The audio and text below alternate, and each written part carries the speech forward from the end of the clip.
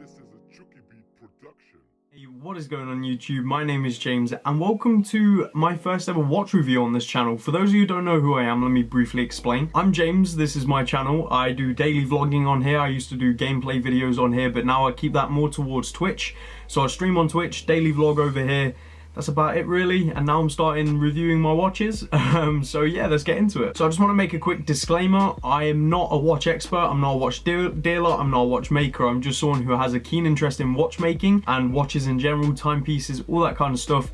By far I am no expert, so don't take this as genuine fact, just take it as more opinion and based on what I know. Now the structure I'm using is inspired by the Urban Gentry TGV. I'll leave a link to his channel down below, so I just want to get that out of the way. And also the camera I'm using is the Canon 70D. This isn't my camera. I want to say a huge thank you to Ahmed and Yim for letting me use it, so thank you. I should probably do a customary wristwatch check as TGV and all them would do. So right now I am wearing my Citizen Eagle 7 on a nice suede strap bracelet to go along with it. Beautiful watch. I'll probably review this in the future as well. But today we're going to be reviewing my first ever automatic watch, the watch that got me into watches in general pretty much. The Seiko 5, a very iconic watch. You know, it's got a lot of history to it. A lot of people know Seiko, and Seiko 5 especially. It seems to be the kind of watch where if you go on eBay, go on auctions, there's like 10 of these watches going a day at ridiculously cheap prices. I managed to pick this up for £20 on eBay. Yeah, I love it, but I'm currently selling it. So if you are interested, eBay, the link is down below. I'm only selling to the UK if you are interested, so sorry about that. Let's get into the watch review, shall we? As you can see, this is the watch, the Seiko 5. I'm pretty confident you can now see the face. Let me get a closer shot. So you should now be able to see the face. It has got that really beautiful sort of striped pattern.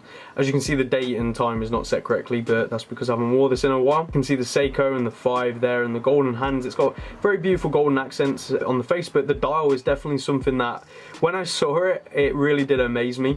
That level of detail, which if in general, like right here, okay, you can, but like this sort of angle, you don't really see it at all. It just looks like a black face. But then when you get a closer look, it's incredible. It's almost like a little disguise sort of dial. It's very beautiful. But let's get into the basic details of this watch. This is the Seiko 5 reference 70196081. The case is 36mm, and the lug size from lug to from the bracelet size, I can't remember what you call this, how bad of me, but that is 18mm. So if you wanted to change out this bracelet, but let's say you want to put a strap on it, a leather strap or something, it's 18mm. The movement is an automatic 70198 21 jewel.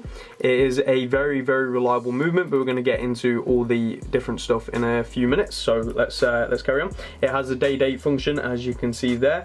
Luminous hour and minute hands right here, them two are luminous. Unfortunately they're the only things that are luminous, and I won't be able to give you an example because it seems like the lume is not so great on it anymore. As I mentioned, it's got the black and grey striped dial, which is just incredible in my opinion, the gold markers. And this watch, I have managed to date it, and I'm pretty confident it's 1974, but just to be safe I'm going to say 1970s, early 80s. So that puts this watch at around 40 years old, which is definitely not a young watch. It's got a stainless steel case and a stainless steel bracelet, and the clasp is just a basic fold over clasp. There you go. So let's get into my opinions of this watch.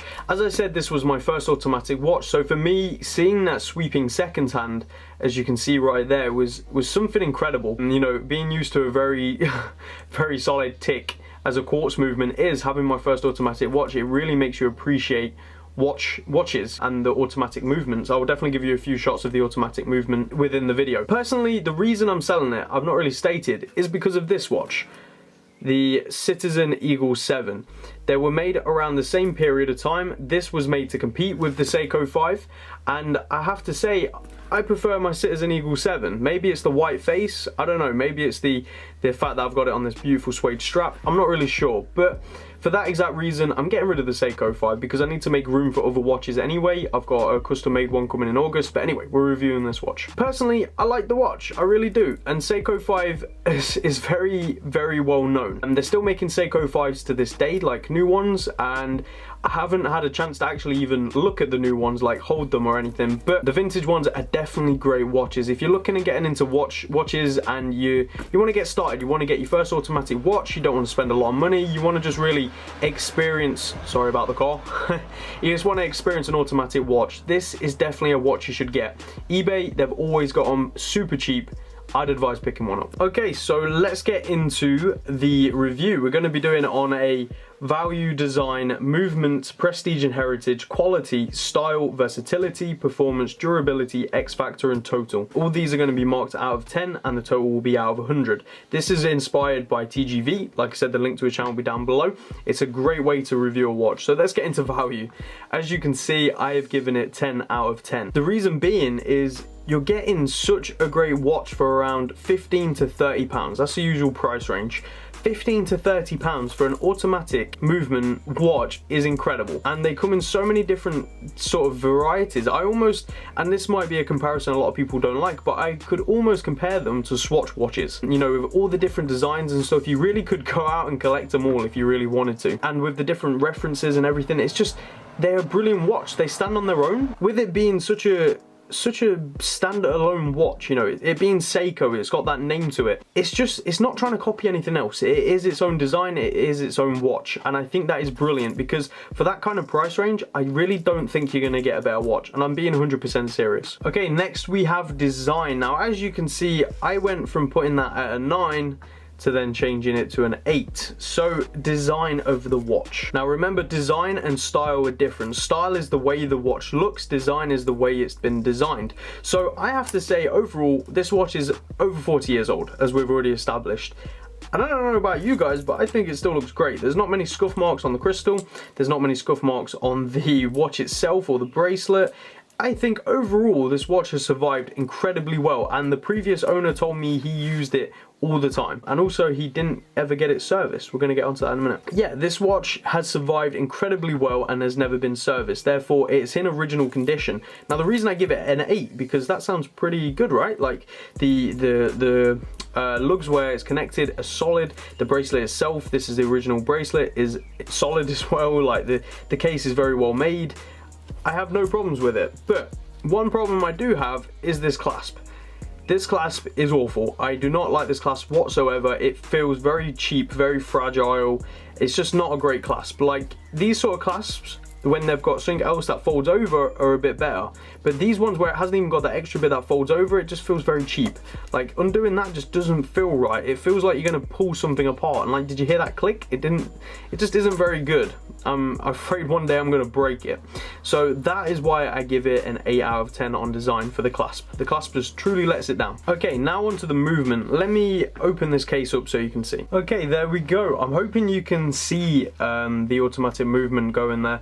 As you can tell, you should now be able to tell it's not been serviced, as you can clearly see by the build up on the spinning disc, or whatever you call it. You can see the movement going away there, the coil unraveling and raveling and doing the beautiful movement it does. This movement I give 10 out of 10. Now, as I stated originally, I am no expert on watches. To know that a watch that has not been serviced and is 40 years old and is still running like this with losing probably 2 seconds a day, that's what I'd probably put it at. It's not been tested, that's just what I feel like it is. That's incredible to me that a watch of this age can do that. So I give the movement a 10 out of 10. It hasn't failed yet and it's clearly still running very, very well. Now we're on to prestige and heritage. As you all know, Seiko 5 is a company that has been around for many years. It was the first to introduce quartz movements and it has revolutionized the watch industry in my opinion. Obviously the quartz kind of ruined it, but they've done their best to put it back on track. Seiko is no Swiss brand, as you all know, it's Japanese. It's difficult to give it a 10 out of 10, but for what it has achieved being Japanese and not Swiss is incredible nonetheless. You know, you've got the Grand Seikos, which are easy competition to any Swiss brand in my opinion, and you know, Seiko create quality watches at a reasonable price. I don't see how anyone could go wrong with a Seiko, so therefore I'm giving it a solid 8 out of 10. The only thing that lets it down is that to a lot of people, not to me, I'm not really that bothered to be honest, but to a lot of people, it not having that Swiss made little thing on the bottom really brings down the value of the watch. To me, a watch is a watch, no matter where it's made, as long as the quality and everything is on point. You know, the Germans are making some incredible watches now. I think the Swiss are having to play catch up right now, and I'm being serious. Like, the quality of these Japanese watches that are coming out at such a fraction of the cost than the Germans and even the American watches, it's blowing some of these Swiss watches out of the water, to be totally honest. But it's going to be many years until we see the Swiss really worrying about it. But either way, a very, very good brand and great prestige and heritage. Okay, now on to overall quality. Now, as I said, the overall quality of this watch is brilliant. 40 years old, still running perfectly fine. The movement's great. The bracelet is great. The only thing that lets it down, as I've said, is the clasp. It's literally dreadful. I just don't know what else to say about it. It's dreadful, and that's one reason I can see a lot of people switching over to like a leather strap or maybe even a completely new bracelet. This is part of the reason why I've switched this over to the suede strap, because it's a lot better. This is a bigger size, so it doesn't fit on this. Otherwise, I'd probably put it on this, but then again, it's a black face. It probably wouldn't have gone very well. But yeah, quality is brilliant. It's brilliant for the price. 20 quid. 20, 30 quid, you cannot go wrong. This watch will probably, at 40 years old, last another 40 years without a service. You could probably give it to your kids, grandkids, and it would be running perfectly fine for them. I have to say, quality watch. Now that brings us to style. I have to say this watch it looks great. I like it. I like the style of the watch, and with them having a sort of a wide range of different looks, almost like the Swatch company, it can be very stylish. You know, you can swap out the bracelet for a different strap and make it look even more stylish. But the only problem is the 36mm bracelet, the case size of 36mm. To some people that'll be big enough, but to me, my wrists aren't exactly large, but they're not exactly tiny. This is a 36. Now, as you can see, this wears, in my opinion, a lot bigger than a 36 with the size and everything.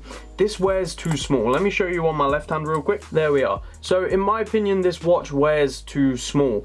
I don't have the largest of wrists, but it definitely doesn't wear big enough on my wrist, in my opinion. Now, to some people, they like this kind of size, but to me, I really don't. It's just, it brings the style down, because if a watch looks too small on your wrist, then it's not very great, is it really? That's why I give it a 7 out of 10 for style. Okay, now on to versatility. The versatility of this watch is stupendous. I feel like it could survive anything. This guy said he had it for 40 years, or he bought it in the 70s, he said, or early 80s. I can't remember what he said. I bought it off eBay, so there was barely any information. But he bought it and he wore it to work pretty much every day. This watch has been worn to work every single day. I don't know what he did. It must have been either a very non-demanding job, or this watch is just indestructible, because there's like not even a single scratch on the crystal. There's not a single scratch on the case. Like, there's the normal signs of wear, but it's incredible how well this watch has lasted. You know, like if I pull this out, I can then change the date, the day even, the date, sorry. If I pull it out one more, there we go. Now I can change the time. You know, it works incredibly well. The fact that these functions still work, and then to change the day, you push it in, right there. You just push in the crown, there we go. That's how you change the day. As simple as that. It's incredible. It's incredible how well it works, and that the fact that it all still works. You know, even with this one, I have a bit of trouble every now and again changing the date, so it's easier for me just to keep spinning in a full 24-hour motion until it changes, which is ridiculous, but this one is working perfectly fine, you know, with no service. So the versatility of this watch is incredible. This bracelet is very strong, very durable. You know, you can put a lot of stress on that and it'd be fine.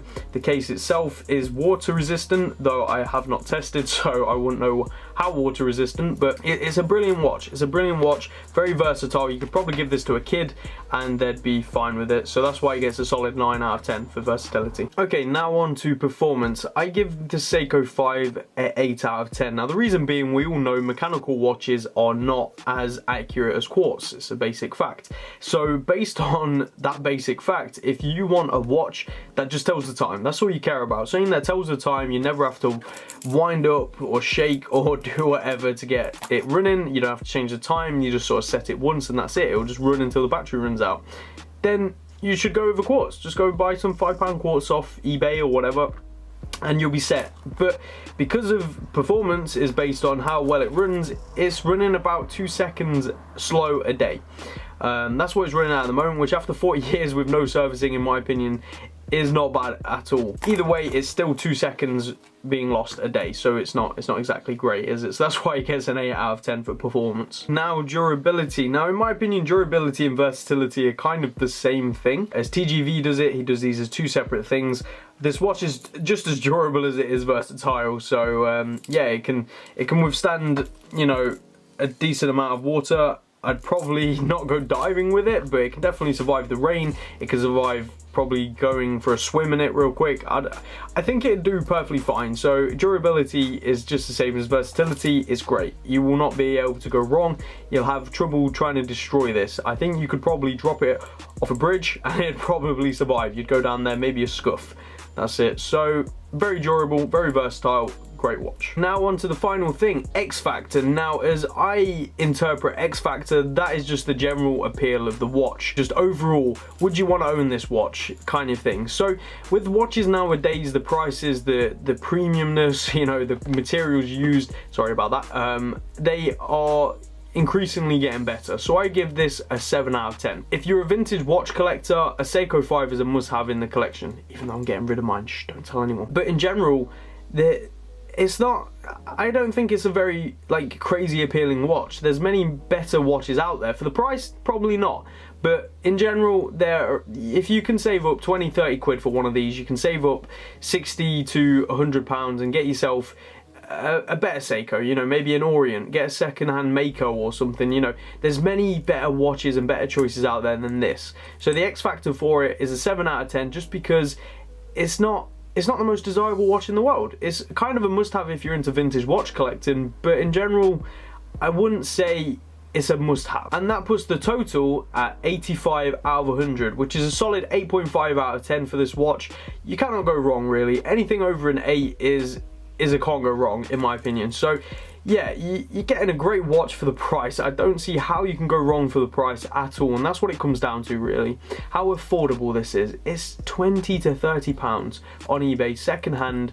Brand new, you're looking at about 70 pounds for the newer ones. I'm not too sure on them. I'm assuming they've stuck to their guns because Seiko are pretty good on that. So it'll have automatic movement, it will have a great build quality, it'll probably last you many years. So yeah, I don't see how you could go wrong. It's a beautiful watch for the price, and I don't know, if you want to get into watch collecting and all that kind of stuff, I'd say start here. Get yourself a Seiko 5, appreciate the watch, and move on from there. This isn't a watch that I think, like, a lot of people have owned this watch. I don't think a lot of people keep it forever. But yeah, get into watch collecting, get one of these, and eventually replace it with one of these. So I hope you all enjoyed that review of this brilliant Seiko 5. If you did, be sure to leave a like, leave your comments. If you own a Seiko 5 yourself, let me know what you think of yours. I'm not saying my opinions and my ratings are definite, but definitely give me yours. I'm more than interested to know. Let me know a few of the watches you own as well, what you think competes with the Seiko 5. So in my opinion, what competes with it is the Citizen Eagle 7 that I've got on my wrist and the Orient 3-star. I'd say they're really the competition for this watch. They're priced around the same, they're all Japanese, they're very quality watches, and they look great. So yeah, definitely a must pick. If you can't get one of these, get a Citizen Eagle 7 or an Orient 3-star. I hope you all did enjoy this video, and if you did, please do leave a like, subscribe for more, and I'll catch you all in the next video. Now what I'm going to do is hopefully get a load of sexy shots that hopefully you've seen throughout this video of this watch. So wish me luck. Anyway, thank you all for watching. I'll catch you all in the next review. Peace out, guys. Bye.